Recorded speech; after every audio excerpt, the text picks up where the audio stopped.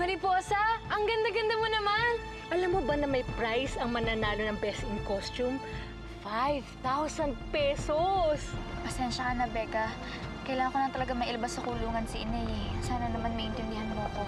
Ayaw kitang intindihin, kaya sisirain ko yung pakpak mo! Ha? Wag! Ay! Ito na po yung pangpiyansa sa nanay ko. Alam mo, nung tumakas ang nanay mo dito sa kulungan at nang maka-order, ayun, tumalon sa ilog. Nandito po ako para sa nanay ko. Nanay, wala ka ng nanay. Patay na nanay mo. Gagawin ko lahat. Hahanapin ko yung nanay ko. Hindi ako titigil sa paghahanap sa kanya. Good luck sa'yo. Tignan natin kung mahanap mo pa siya sa ilog na yan. Tumalon si Aling Amalia sa ilog? Opo, sir. Nabalitaan ko nga, parang tumakas muna yun doon sa may kulungan bago tumalon doon sa ilog.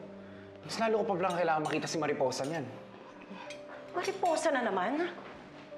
Bakit ba yung pangit na lang na yan ang lagi mong pinag-aaksaya ng panahon? Dahil kaibigan ko siya, Mami, at concerned ako sa kanya. Concerned? Wenang, malis ka nga muna, please. Opo, Ma'am. Inigo, concerned ka dyan sa impactang yan. Death anniversary ng dad mo bukas. Hindi ka concerned? See? Kesa pinag-aaksaya mo ng panahon niya babaeng yan. Bakit hindi mo na lang ako tulungan na hanapin yung mga parowa? They're not real, Mommy. Inigo! Ilang beses ko ba sasabihin sa'yo, ha? Totoo sila! Bumalik ka nga dito! Sila ang pumatay sa daddy mo! Kaya ka lumaking mag-isang walang ama dahil sa kanila! Manong, may balita na po ba kay Inay? Wala, hindi namin siya makita eh. Madilim sa ilalim at sobrang lamig ng tubig. Ang plano namin, bumalik na lang bukas para i-continue ang operation. Manong naman, mas malabo po nating mahanap si Inay kapag pinagpabukas pa po natin to. Pasensya na po. Tara, men.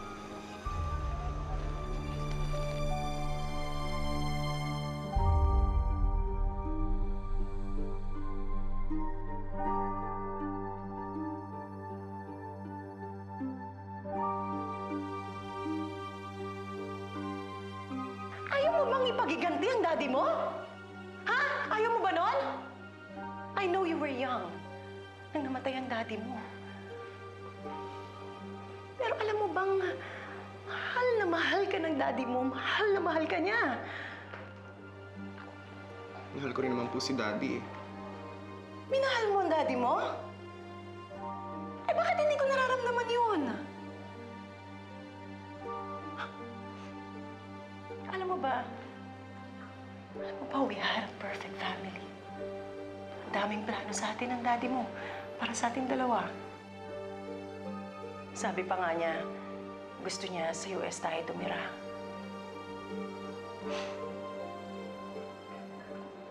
Tsaka, gusto niya sundan ka namin kaagad para meron kang kapatid. Bata ka pa noon, maliit ka. Wala ka kasing naglaro.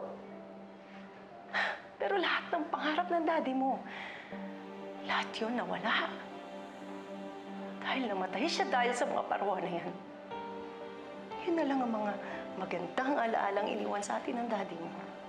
Yun na lang. Hindi mo pa pinapahalagahan.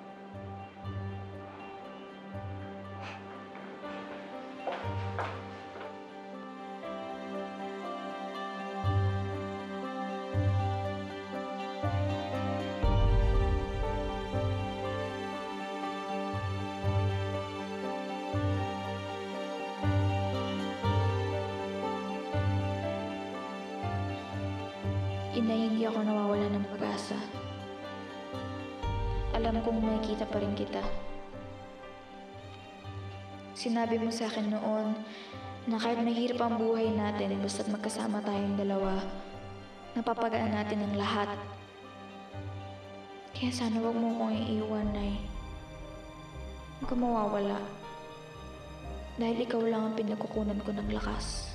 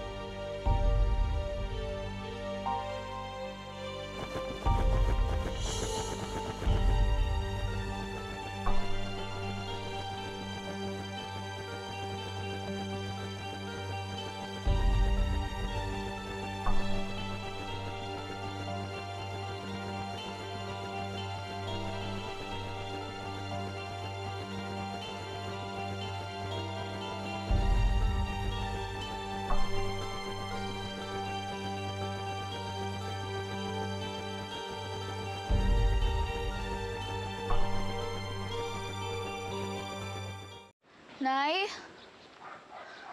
Nay!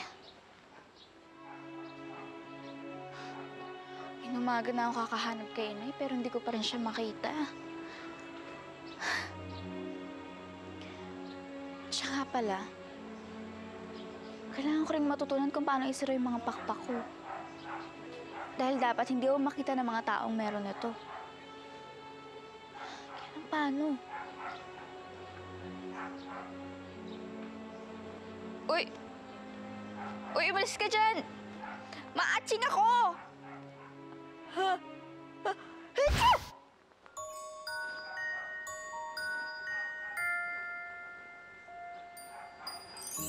Umatsing lang ako, nawala na yung pakpak ko. Galing naman. Salamat, ah.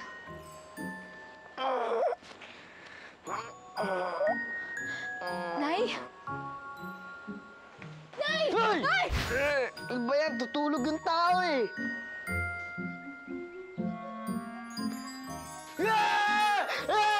Mananagal! Lumayo ka sa akin! Di yan masarap! Promise! Huwag mo kainin! Best, pwede ba? Si Mariposa to, hindi ako manananggal. Hindi! Manananggal ka! Walang pakpak si yung best friend ko! Pwede ba? Sige. Naalala mo ba nung nasnatchan ako ng wallet? Yung nawala yung pera kong pinagbentahan ng bulaklak. Di ba hinabol mo yung snatcher?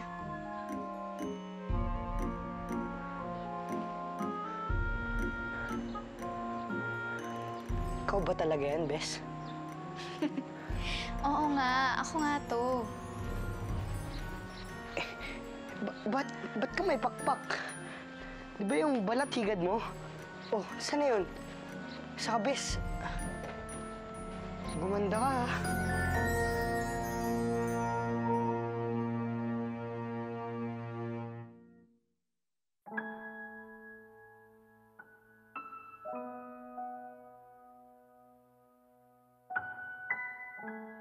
Ano ang binabaril nyo? Ayun, tao paru-paro. Dad, totoo po ba talaga ang parowa? Bata pa ako, sinasabi na sa akin ni Mami na ito ang pumatay sa'yo. Ayokong maniwala nun. Pero ngayon, hindi lang si Mami nagsasabi na may taong paru-paro. Pag napatunayan ko na totoo sila, ipaghihiganti din kita, Dad. Sasama ako kay Mami para patayin ang lahi nila. Wait, Inigo. Are you okay? I'll be okay, Leia. Let's go.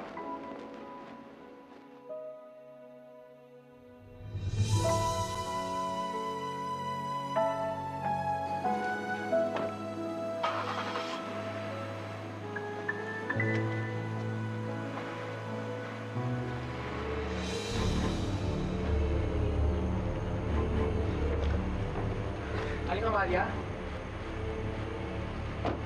Inigo? Suot mo rin ito. Aling Amalia, what are you doing here? Okay lang po ba kayo? Nangungulila ako sa mga anak ko eh. Kaya naisipan kong bumisita sa una kong anak na si Marie.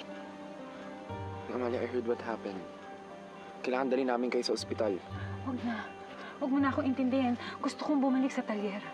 Gusto kong makita si Mariposa. Baka may mga pulis po doon eh. Paano pag hinuli nila kayo? Nakikiusap ako, tulungan niyo ako. Kailangan kong makita si Mariposa. Hanapin na natin siya. Sige na. Sige na, ikaw na po. Salamat.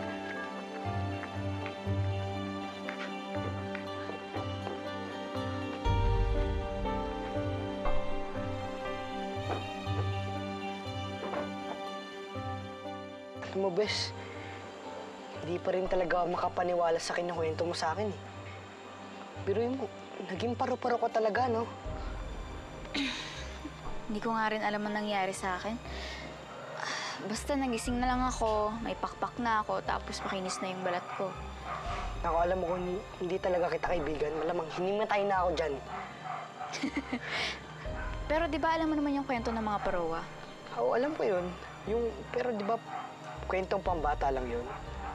Tapos hindi ko alam na yung best friend ko pala, isang parowa. Pero, wag muna nating sabihin kahit kanino, ah. Oo naman. At siya nga pala, magdamag na ako naghahanap kay inay, pero hindi ko pa rin siya nakikita. May balita ka na ba tungkol sa kanya? Wala pa eh. Pero huwag ka mag-alala, Bes. Tulungan kitang maghanap.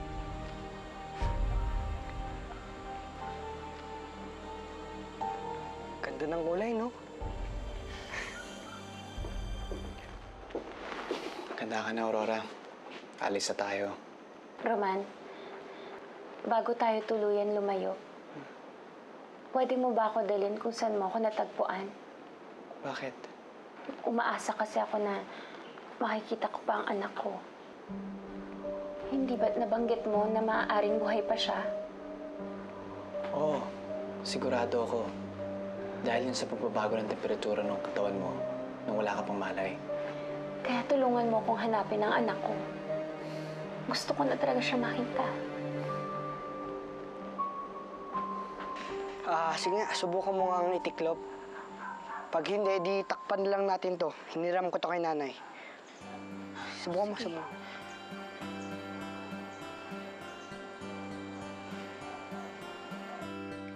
Wow! Oh, galing ah! Kaya mo pa eh, sabi sa'yo eh. Sige nga, suotin mo yan. Baka kung sakaling bumuka, mahirap na. Yan. May pulis. Sige, lumayo ko muna dito.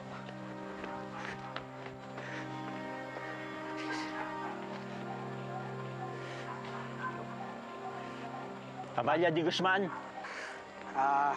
Magandang umaga po, sir. Magandang umaga. Nandyan ba si Amalia de Guzman? Si Amalia de Guzman po. Wala po siya dito eh. Kasi yung tumalon daw po siya sa ilog, hindi pa daw po siya nakikita. Saan siya na, sir, ha? Nagbabaka sakali lang ako. Baka bumalik na siya dito. Aarestuhin ko siya. Ang hirap nito, pwede kang madamay. Sa oras na malaman kung tinatago mo siya. Totoo naman po yung sinasabi ko eh. Mukha ba ako nagbibiro, sir?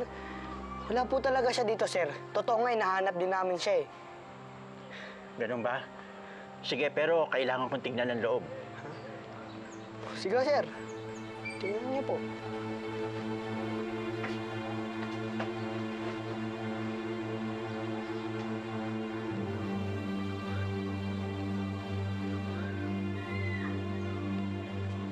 Sir, saan ako kayo pupunta? Sa likod. Baka doon nagtatago. Sa likod doon kayo pupunta? Sige po, sa likod lang po kayo pumunta. Hanapin niyo po doon. Ano ba?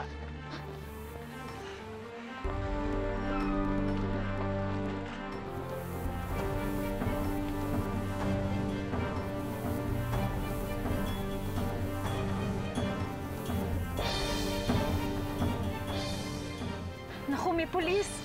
Jeez, what are we gonna do? Malamang ako hinahanap niyan. Nakikiusap ako. Huwag niyo akong isusumbong. Susuko din naman ako eh. Gusto ko lang talaga ligtas si Mariposa. Huwag na lang po kayo sumama, Aling Amalia. Gusto niyo ako na lang pupunta sa talyer para malaman na natin kung andun na si Mariposa. Mabuti pa nga. Aling Amalia? Aling Amalia, ano po nangyari sa inyo?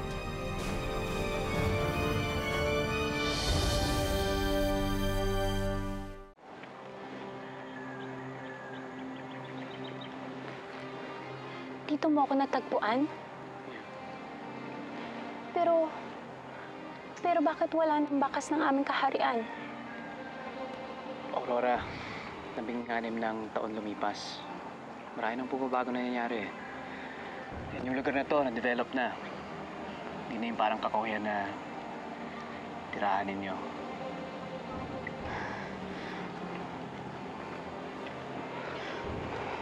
Umaasa ako na makikita ko pa ang aming kaharian. Umaasa ako na may mga buhay pang Paroa. Pero wala na pala akong babalikan. Paano ko pa makikita ang anak ko?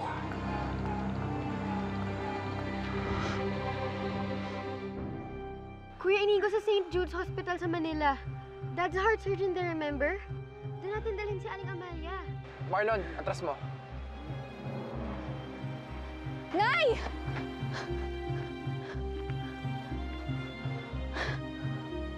Paano ko sila abutan? Saan ba yung St. Jude's Hospital? Saan ba si Choco?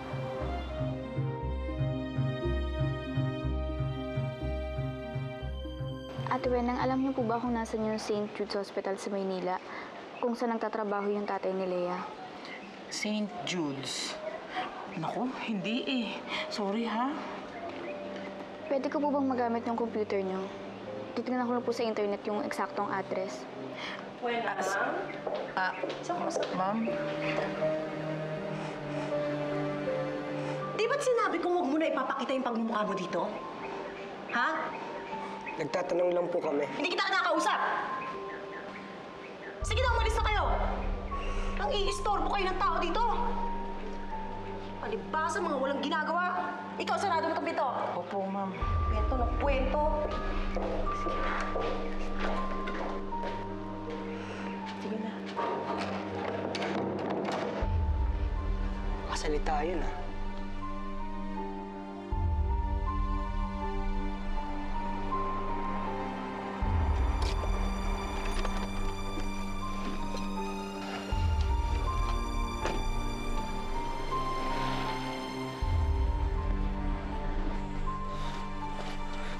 Nagbibili na ako, Aurora. Huwag kang lalabas ng kotse.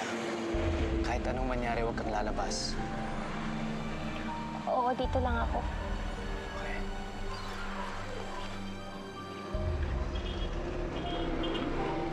Bes, share muna ako ah. Sige.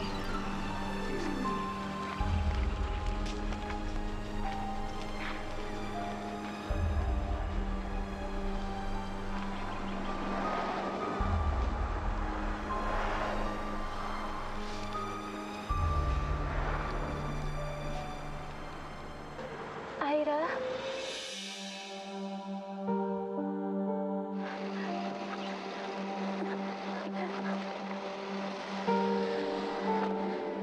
Ira? Anak? Ira, anak ko. Hoy! Ano ginagawa mo sa anak ko? Gusto mo siyang saktan, ano? Hindi ho. Gusto ko lang naman sana yakapin yung anak ko. Hindi! Bitawan mo siya!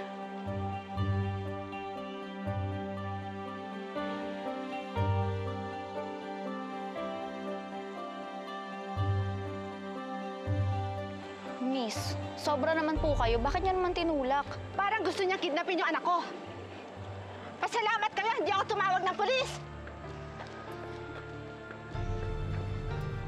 Okay lang po ba kayo? Oo. Pasensya ka na. Naalala ko lang naman yung anak ko eh. Nasaan po ba yung anak niyo? Hindi ko nga alam eh. Hindi ko na alam kung nasan yung anak ko.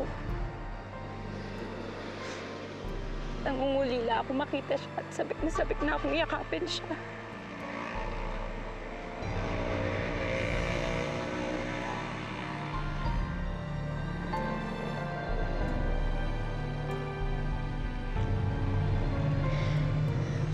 Naiintindihan ko po kayo. Dahil ganun din ako.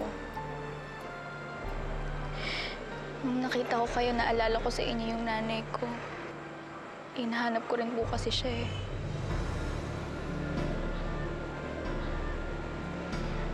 Bakit nasan yung nanay mo?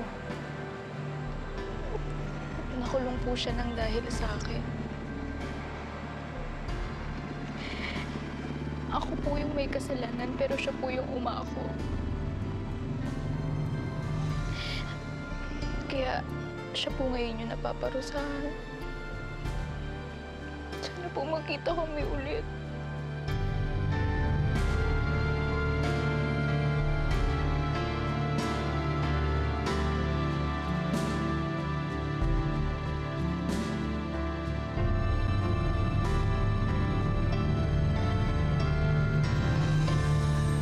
Diyos ko, huwag po ninyong pababayaan si Mariposa. Siya po ang nag-iisang dahilan kung bakit gusto ko pang magtagal sa mundo. Mariposa! Joko! Susunod tapos na lang! At kung mawawala lang po siya sa akin, nakikiusap akong kunin niyo na lang ako. Isang malaking palaisipan pa rin ngayon ang di umano'y taong paru-paro na lumilipad sa Maynila. Ngunit ano nga ba ang katotohanan sa likod ng taong paru-paro? Tawagin mo si Reyes. Sabihin mo, pupunta natin kung saan yan. Nilang nakita nilang lumilipad sa kahabaan ng Pasay Road. Ayon sa mga nakasaksi, may pakpak ito at 6 tao. Wala namang makapagsabi sa eksaktong itsura ng nilalang na ito. Nakakita sila ng parowa?